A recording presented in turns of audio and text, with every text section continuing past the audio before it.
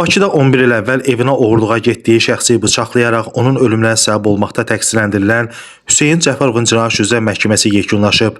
Bakı Azadlıqlar Məhkəməsinin hakimi Firdovsi Əliyevin sədrliyi keçirilən prosesdə zərərçəkmiş şəxsin hüquqi varisinin vəkili Cənnət Kazımlı məhkəmədə bildirib ki, aparılmış istintaq zamanı təqsirləndirilən şəxs Cəfərov Hüseyn Gülağa oğlunun törətdiyi cinayət əməli özünün etiraf edəcəyi ifadəsi, şahid ifadələri, baxış protokolları, ekspert rəyləri, CD disklərə keçirilmiş baxış protokolları və cinayət işinin digər materialları ilə tam sübuta yetirilib. Vəkil məhkəmədən qeyd olunan bütün halları nəzərə alaraq xahiş edib ki, təqsirləndirilən şəxs Cəfərov Hüseyn Gülağa oğlunun Cinayət Məcəlləsinin 126.3-cü maddəsində nəzərdə tutulan cinayət əməlini törətməkdə təqsirli bilinərək həmin maddənin sanksiyasında nəzərdə tutulmuş ən ağır cəzaya məhkum edilməsi barədə hökm çıxarmasını, eyni zamanda verilmiş mülki iddianı tam təmin etsin.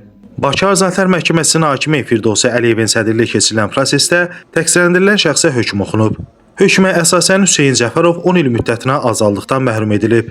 Xatırladaq ki, ötən prosesdə dövlət ittihamçısı Rauf Malışov ittiham nitqi ilə çıxış edərək məhkəməyə təqsirləndirilən şəxsin 11 il müddətinə azadlıqdan məhrum edilməsini təklif etmişdi. İstintaqla müəyyən edilib ki, Hüseyn Cəfərov dostu Ozal Orduxanlı ilə birlikdə Əhməd Əhmədovun evindən maddi ehtiyacları ödəmək üçün telefon qurğuları oğurlayıb sataraq maddi qazanc əldə edəcəkləri barədə razılaşıblar.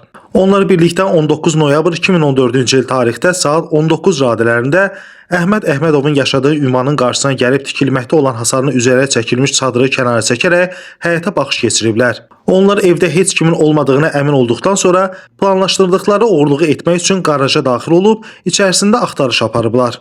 Lakin onlar heç bir telefon qurğusu və elektronik əşya olmadığını müəyyən etdikdən sonra ərazidən uzaqlaşmaq istəyiblər. Bu vaxt səs eşidilib və onlar ifşa olunmamaq üçün qaçmağa başlayıblar. Qonşuluqda yaşayan Namiq Hənifəyev hadisə yerindən qaçan Ozal Orduxanlının arxasınca qaçıb. Daha sonra Hüseyn Cəfərov Namiq Hənifəyevlə rastlaşır və onun bədəninin müxtəlif nahiyələrinə bıçaq zərbələri endirib. Namiq xəstəxanaya çatdırılsa da onun həyatını xilas etmək mümkün olmayıb. Bununla da Hüseyn Cəfərova qarşı Cinayət Məcəlləsinin 126.3-cü, yəni qəsdən sağlamlığa ağır zərər vurma, ehtiyatsızlıqdan zərər çəkmiş şəxsin ölümünə səbəb olduqda maddəsi ilə ittiham irəli sürülüb. Orxan Rasifoğlu, məhkəmə xəbərləri.